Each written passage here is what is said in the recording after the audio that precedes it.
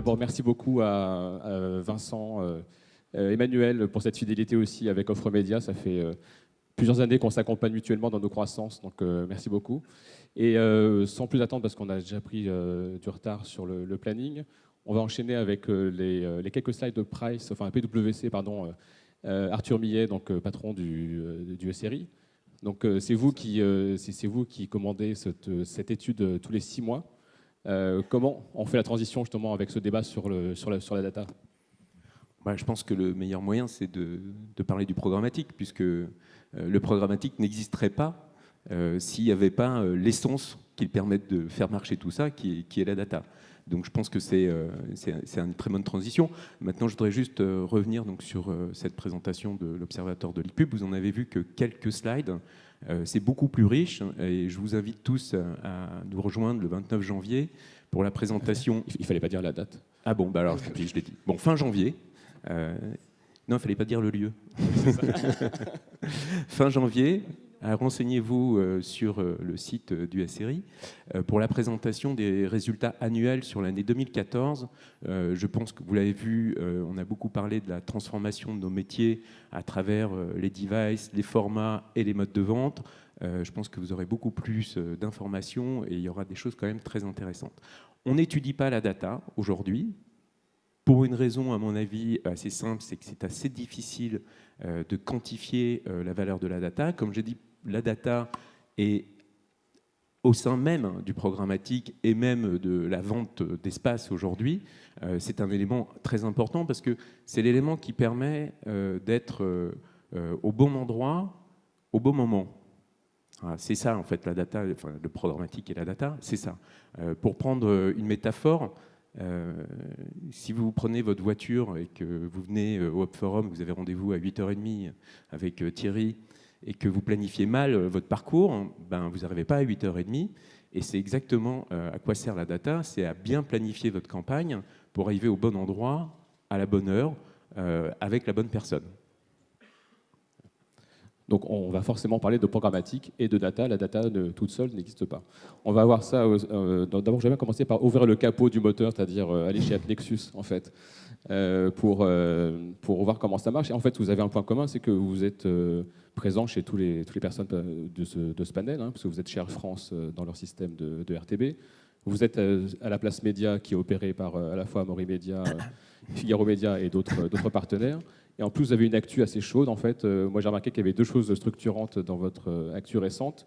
C'est le rachat d'Alenti et c'est l'acquisition d'un ad serveur OAS. Est-ce qu'on peut en parler de tout ça, justement? Absolument. Alors, juste une petite rectification. On est technologie utilisée par Rodion Square, qui est l'homologue de la Place Média, mais on est aussi partenaire, évidemment, de la Place Média, puisqu'on est outil utilisé par les agences pour acheter sur la Place Média. Bon, j'ai pas entièrement faux. Exactement. Alors, effectivement, on a eu une actualité assez forte ces derniers mois. Donc on a eu 3 opérations en quelques mois, le rachat d'Alenti, une augmentation de capital qui a valorisé la société plus d'1 milliard et effectivement l'acquisition d'OpenAdStream. Alors je vais dire un mot sur ces 2 grands éléments. Donc l'acquisition d'Alenti, la raison fondamentale pour laquelle on a fait cette acquisition, c'est évidemment qu'on imagine bien que à court terme, à moyen court terme, la visibilité va être un paramètre clé de l'industrie publicitaire. Et c'est pour ça qu'on a fait cette acquisition. Donc on a acheté tout simplement le leader mondial. Il faut savoir que Alenti, qui est une société française, était le leader mondial de ces technologies. Donc évidemment, il y a beaucoup de moyens de disséminer la technologie. Donc déjà construire la visibilité comme métrique standard de la pile technologie publicitaire, donc ce qu'on va faire, mais aussi on peut utiliser la métrique de visibilité pour optimiser les stratégies d'achat, pour lutter contre la fraude. Donc au-delà de ça, ce qui était très intéressant aussi dans cette acquisition pour le marché français en particulier, c'est qu'il faut bien voir qu'AppNexus est un des leaders mondiaux du programmatique et sa première acquisition au monde, c'est une boîte française. Donc je trouve que c'est une belle récompense. C'est une belle récompense et un nouveau signe extrêmement fort de la vitalité de tout l'écosystème entrepreneurial autour de la technologie digitale en France, en ligne avec l'IPO de Criteo. Donc c'est encore une fois un excellent signe que la première société achetée soit française. D'ailleurs, ce qui est assez, encore plus fort dans cet élément, c'est qu'aujourd'hui, donc encore une fois, AppNexus, qui est l'un des leaders mondiaux, fait du code, donc a des développeurs dans 2 pays au monde, les États-Unis et la France. Donc il va y avoir vraiment un transfert d'expertise et de connaissances technologiques qui va être donc, fort pour AppNexus aujourd'hui, mais fort pour l'écosystème français. D'ailleurs, le président d'AppNexus, juste pour l'anecdote, avait été invité à parler à la French Tech Conference à New York. Donc ça, déjà, en ça, c'était assez intéressant qu'ils soient invités à parler. Et il avait déclaré à ce moment-là qu'il considérait maintenant qu'AppNexus était une société franco-américaine. Je pense qu'il a légèrement exagéré, mais en tout cas, c'est assez remarquable qu'il ait prononcé ça. Donc, OAS. OAS, deuxième élément. On peut détailler ce que c'est OAS. En fait, c'est l'OpenStream qui appartenait à WPP. Tout à fait. Voilà. Alors effectivement, donc on a fait l'acquisition d'OpenStream. Donc cet élément a été vu par les médias, surtout par l'angle WPP rentre au capital d'AppNexus, mais effectivement, et d'ailleurs Offre Média ne s'y était pas trompé, l'élément tout à fait stratégique derrière, c'est l'acquisition d'OpenStream, qui est le deuxième plus grand ad server publisher au monde, derrière DFP, qui est la solution de Google. L'idée stratégique assez évidente, c'est qu'en fait, grâce à ça, on complète la pile technologique qui nous permet, avant de faire du programmatique, aujourd'hui de faire le pont. Donc la bonne nouvelle pour l'ensemble de l'écosystème, c'est qu'évidemment, construire le pont entre le vieux monde technologique qui est l'ad server et le nouveau monde qui est le programmatique va permettre à l'automatisation et au programmatique de remonter encore plus fort qu'avant. L'élément derrière, alors il y a eu quelques... donc comme vous l'avez souligné, OpenStream, il se trouve qu'il était propriété de WPP. Donc lors de cette opération, WPP est rentré au capital d'AppNexus, puisque c'était une des sociétés possédées. Et donc la transaction s'est faite par échange d'actions. Alors évidemment, WPP est un partenaire d'AppNexus, mais cette transaction n'applique pas autre chose qu'une participation dans la société, puisqu'évidemment on travaille avec la plupart des grandes agences mondiales, donc la sécurité des données est évidemment préservée entre nos différents clients, et évidemment donc il n'y a pas de partage d'informations. C'est un peu comme quand Yahoo est rentré au capital d'Alibaba. La conséquence très positive pour WPP, c'est que dans 2-3 ans, ils se retrouveront avec une ligne qui vaudra plusieurs dizaines, j'espère centaines de millions donc lors de l'IPO. Mais il n'y a pas d'autres implications. En particulier, il n'y a pas de dividendes qui sont versés, il n'y a pas de remontée de capital. Le dernier élément sur ce sujet, ensuite j'arrête de parler, le dernier élément sur ce sujet, c'est que l'idée de WPP, comme Microsoft lorsqu'il était rentré au capital d'AppNexus, c'est évidemment d'abonder en la création d'un leader technologique indépendant. Puisqu'il faut bien comprendre qu'aujourd'hui, les technologies publicitaires sont possédées principalement par les géants de l'Internet américains. Donc si vous voulez, c'est comme si on avait en France TF1 qui possédait l'ensemble des antennes de diffusion de publicité et qu'à chaque fois que quelqu'un voulait faire de la publicité à la télé, on devait passer par TF1. Donc tout le monde trouverait ça complètement délirant. Mais c'est ce qui se passe aujourd'hui dans le monde de la publicité. Donc les organes de diffusion de la publicité, les technologies digitales donc, sont aux mains des gens de l'Internet, et c'était l'idée de WPP, de Microsoft et de tous les investisseurs d'AppNexus de construire un leader indépendant qui puisse servir l'ensemble de l'écosystème.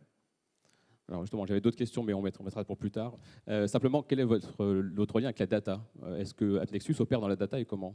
Alors effectivement, il y a pas mal d'éléments de définition autour de la data.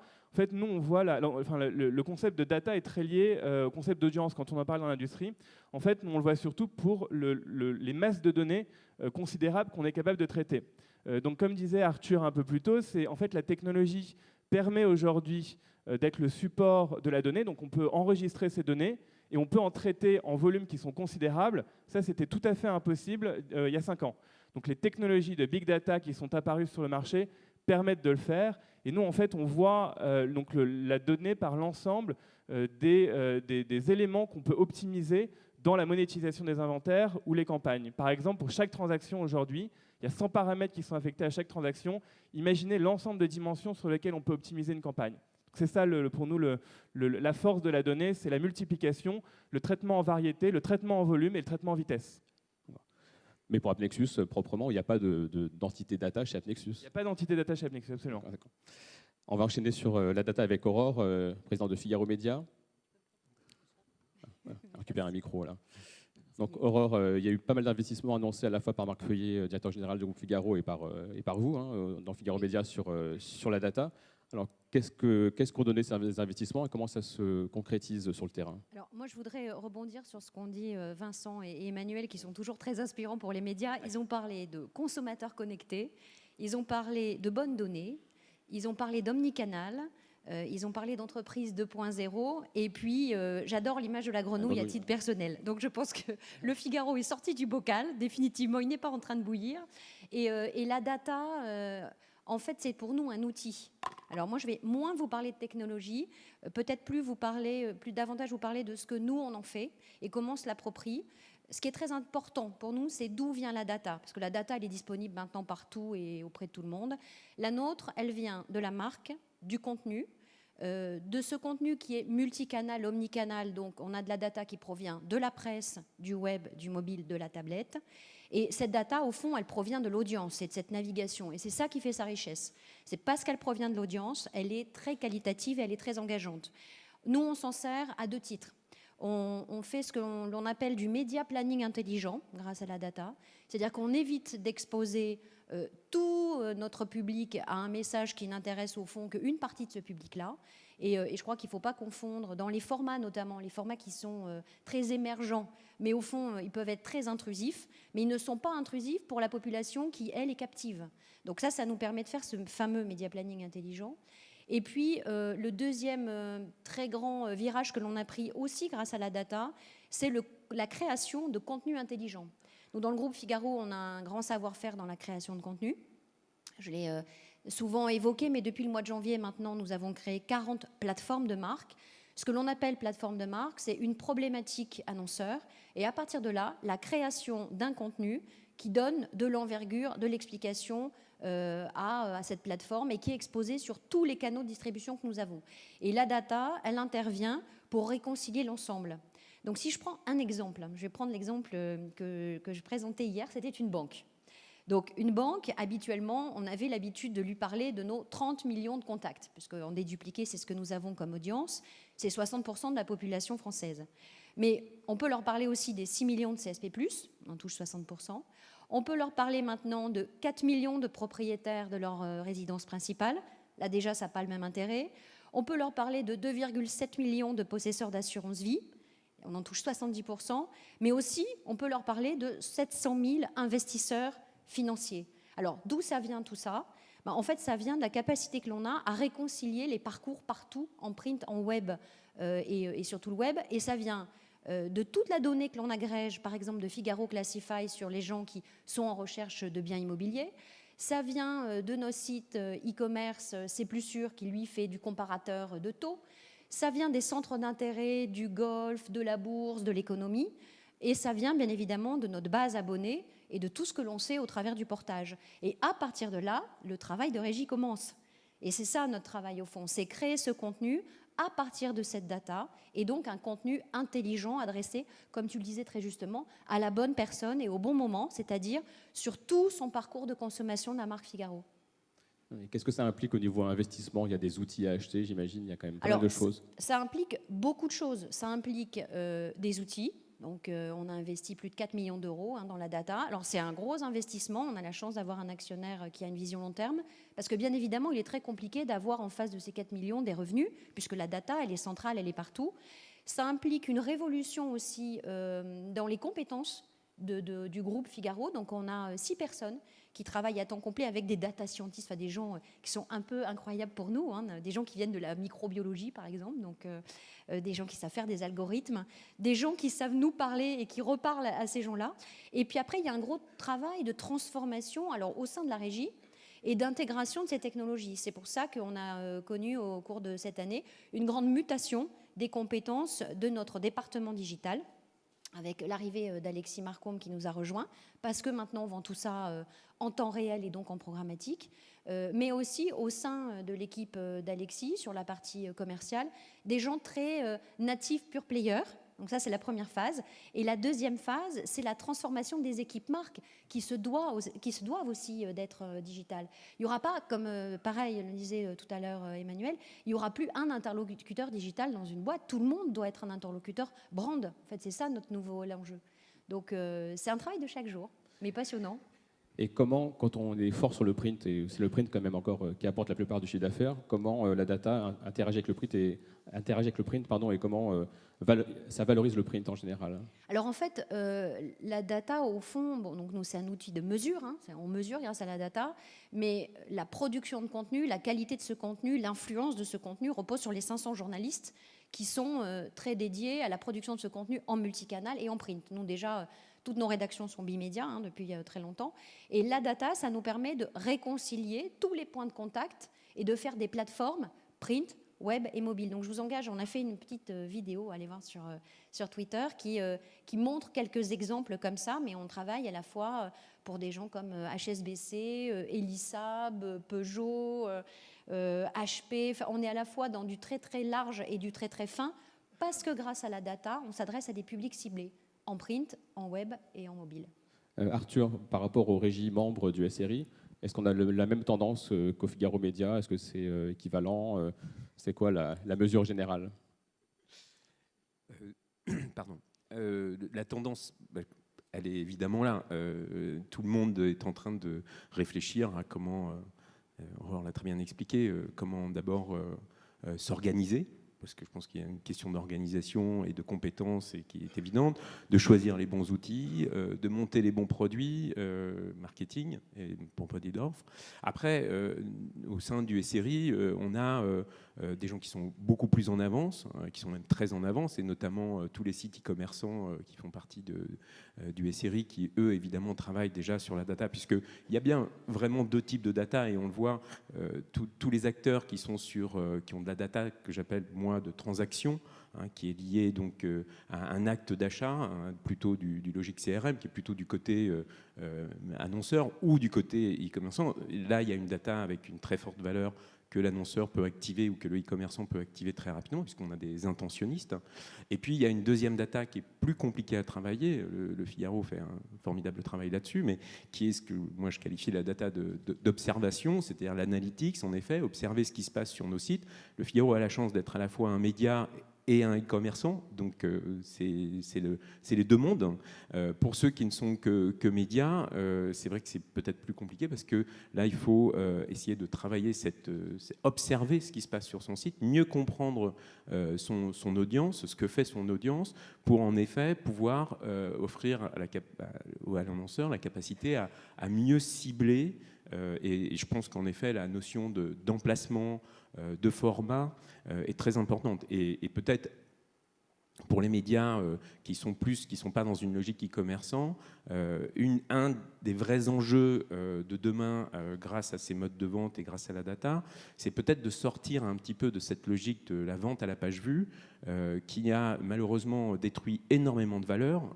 On le sait, la page vue n'a pas de valeur, parce qu'il y a des milliards et des milliards 3 milliards, 2 milliards de pages vues aux États-Unis en 2012. C'est rien que pour vous donner une idée du nombre de pages vues qu'il y a sur le marché. Évidemment, la demande en face ne peut pas acheter toute cette offre, c'est impossible. Donc je pense qu'on a tout intérêt tous à travailler dans ce sens-là pour revaloriser les inventaires.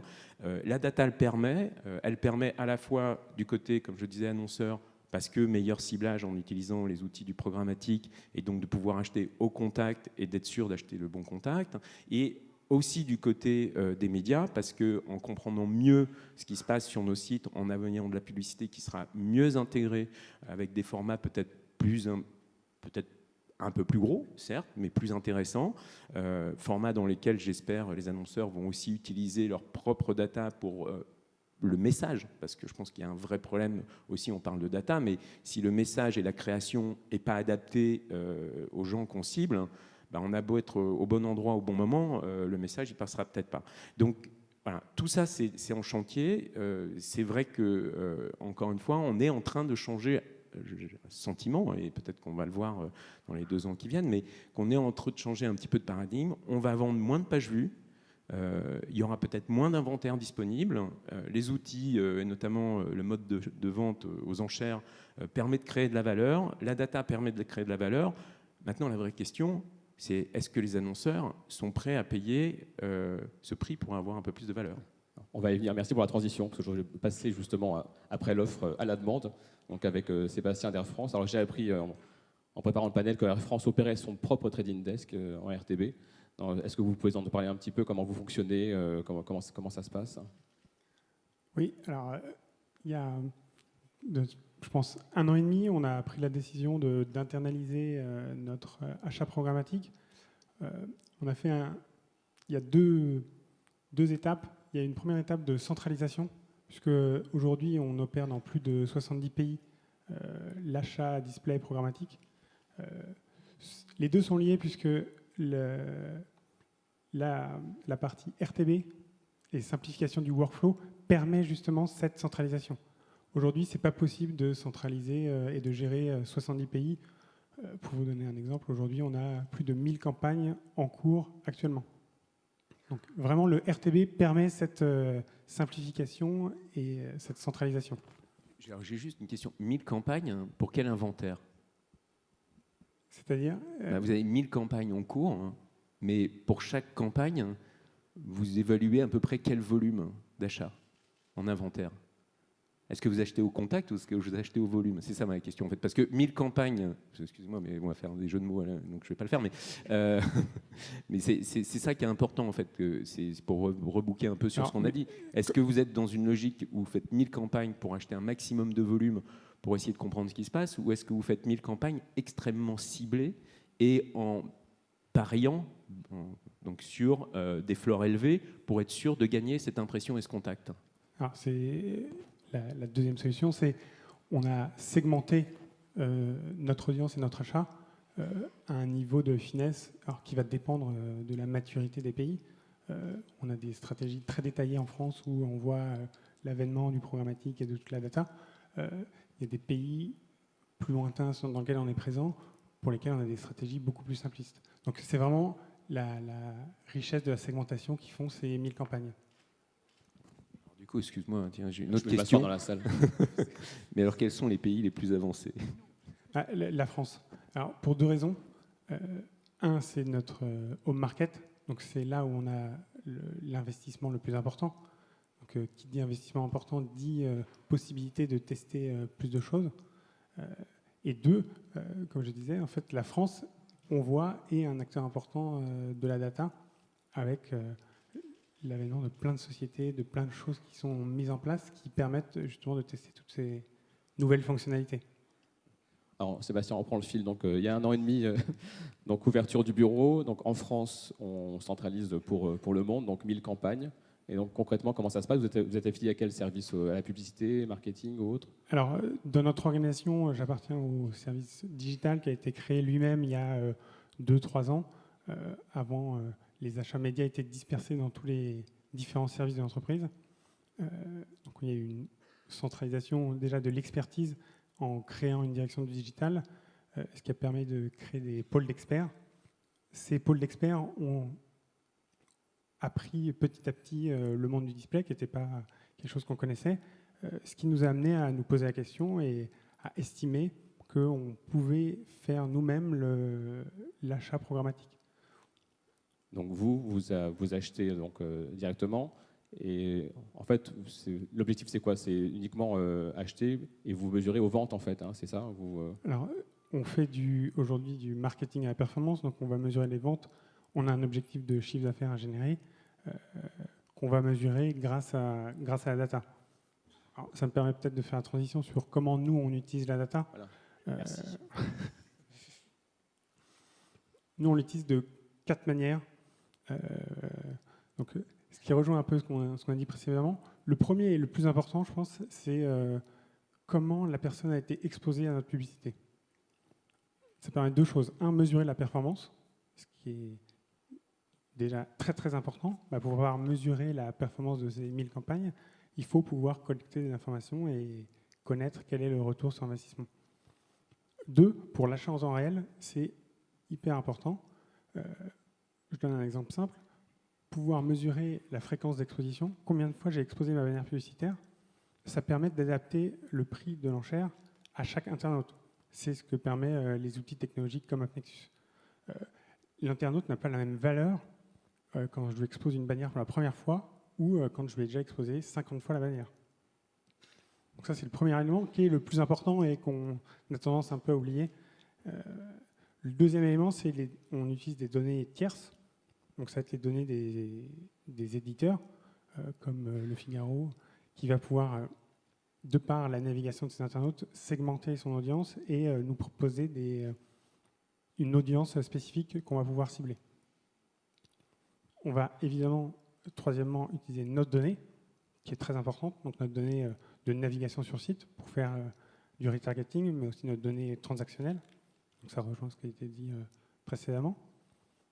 Et enfin, je pense que c'est le mix des deux précédentes, à la fois la donnée des éditeurs et des annonceurs, via quelque chose qui émerge de plus en plus, c'est les modèles lookalike ou profils jumeaux, qui permet, en mixant ces données, d'étendre nos audiences. Le principe étant de dire, je vais regarder quel est le profil de navigation des acheteurs Air France pour déterminer un profil et me dire que les gens qui ont ce profil-là ont une propensité à acheter plus un billet d'avion. Et est-ce qu'il y a une centralisation globale de l'achat d'espace avec les gens de médias ou de pub chez Air France, ou vous êtes totalement autonome? Comment ça se passe? Vous voulez dire des autres par rapport, je sais pas, est-ce que vous consolidez avec le print, la télé, le reste du web, l'achat display classique, ou vous êtes totalement séparés? Alors, on est séparés digital et offline. Par contre, on a centralisé les différents leviers d'acquisition, le search, tout ce qui est comparateur de prix, les emails et le display. Ah oui. Oui. Je voudrais juste rebondir, parce que en fait, je trouve que ce qu'a fait Air France avec Sébastien, c'est vraiment l'archétype et l'exemple le plus probant de tout ce qu'on disait avant. Donc Sébastien vient du revenu management, il n'a pas précisé, mais il vient du pricing management chez Air France, qui sont des profils très ingénieurs, très autour de la donnée, et il a été propulsé dans le marketing. Et donc, c'est vraiment ces profils, ces nouveaux profils qu'on voit apparaître dans des positions qu'on ne voyait pas avant. Donc ça, c'est le premier point sur l'organisation RH dont parlait Aurore dans le Figaro. Donc là, on en a un exemple qui est assez flagrant. Et deuxièmement, effectivement, donc, la capacité des nouveaux outils à pouvoir analyser en temps réel, pouvoir brasser de la donnée, pouvoir exploiter commercialement ce que proposent les éditeurs. Donc tout ça est réalisé dans les stratégies que font Air France. Donc c'est assez intéressant, et aussi puisqu'on a chez AppNexus, on a une vision européenne et mondiale. Air France, c'est un des exemples les plus aboutis de transformation annonceur qu'on ait vu en Europe. Donc en ça, c'est aussi très intéressant. Donc vous affranchissez d'agence média, pour le coup, vous passez en direct. Et pour la création, parce que vous affichez des bannières, comment vous faites vos créations? C'est des systèmes de DCO, de création automatique? Alors, déjà, je précise que la transformation, elle a été possible parce qu'on a été accompagné. On opère tout seul maintenant, mais on a dû être accompagné parce qu'on ne vient pas du milieu. Et donc, on a été accompagné par une entreprise, un trading desk indépendant qui s'appelle Macasy, qui lui-même propose une solution de création dynamique basée sur l'utilisation de notre donnée. Donc, pour personnaliser le message vraiment à chaque utilisateur au bon moment. Pas la peine de montrer un vol Paris-New York à quelqu'un qui recherche un vol pour Nice. Donc vraiment, c'est des choses assez basiques, mais qui ont été rendues possibles par la technologie et l'utilisation de la donnée de l'annonceur. Merci. Il reste peu... Oui, pardon, Arthur. Oui, non, moi j'ai une question sur comment vous mesurez l'exposition, avec quel type d'outils, pour entamer le sujet de la visibilité. C'est parfait. Donc, pour tout ce qui est exposition, nous, on travaillait avant l'acquisition d'AppNexus avec LNT pour justement optimiser nos achats médias. Alors, on travaille sur du marketing à performance, mais quoi qu'il arrive, une bannière qui n'est pas vue ne sera pas performante. Donc, ça permet de faire aussi le lien entre la visibilité qui est utile à la fois pour la performance et pour le branding. Mais la data, ça permet aussi justement d'accélérer cette visibilité. Parce que comme on adresse le bon message à la bonne personne, d'abord, il y a deux effets qui sont très notables pour un site qui, par moment, est très encombré, on a cette chance, c'est un problème de riche, mais c'est néanmoins de temps en temps un problème, ça nous permet d'exposer moins de pubs en fait, d'avoir moins de publicité entre guillemets inutile, en tout cas quand elle veut être très ciblée, et d'autre part d'avoir de meilleurs taux de visibilité, parce que tout vient du message aussi, c'est ce que tu disais, il faut quand même que le message soit bon pour que la visibilité aussi soit bonne. Donc la data, c'est très vertueux en termes aussi de désencombrement et de création de contenu sur mesure en termes de publicité. C'est pour ça que nous, on bascule aussi sur de la publicité dynamique au 1er janvier. Donc on sera capable d'afficher en dynamique. Mais ça nous demande aussi une intimité beaucoup plus grande avec les annonceurs, parce qu'il faut qu'ils puissent nous donner accès à leur base, qu'on puisse aller taguer des informations. Et c'est très important et très vertueux et riche pour nous, parce qu'on rentre dans des discussions que nous n'avions pas auparavant avec eux. Donc on voit qu'aussi cette transformation, elle s'opère sur la relation que nous avons avec les annonceurs et aussi avec les agences, bien évidemment. Arthur, je vois que le temps passe. On va dire un mot sur la valeur et la visibilité. Oui, je pense que c'est important parce que au sein du SRI, on a beaucoup de débats et on discute beaucoup autour de ce sujet. Bon, évidemment, on est tout à fait pour. Nous, on pense que c'est encore une fois un bon moyen de recréer de la valeur. Maintenant, il y a plusieurs éléments sur lesquels il faut revenir. C'est que la visibilité, on appelle ça la visibilité, mais je pense que ça induit un biais qui n'est pas très bon. Et je pense qu'on ferait mieux d'appeler ça une occasion de voir, ce qui nous permettrait d'abord d'être dans la même logique de n'importe quel média. Quand vous achetez une 4e de couverture, par exemple, ou de la radio, ou le spot à 20h, vous achetez une occasion de voir supérieure. Elle est plus chère en général, mais vous n'achetez pas le fait de la garantie que la publicité soit vue. Et les outils Alenti et autres ne garantissent pas le fait que la publicité soit vue. Elles garantissent, et je reviendrai là-dessus, mais elles garantissent éventuellement le fait que l'occasion de voir est meilleure. Donc là aussi, je pense que je pense que c'est pas un sujet de performance ou pas performance, parce qu'aujourd'hui, notre média, il est très sur la performance quoi qu'il arrive. Donc on vend toujours de la performance d'une manière ou d'une autre.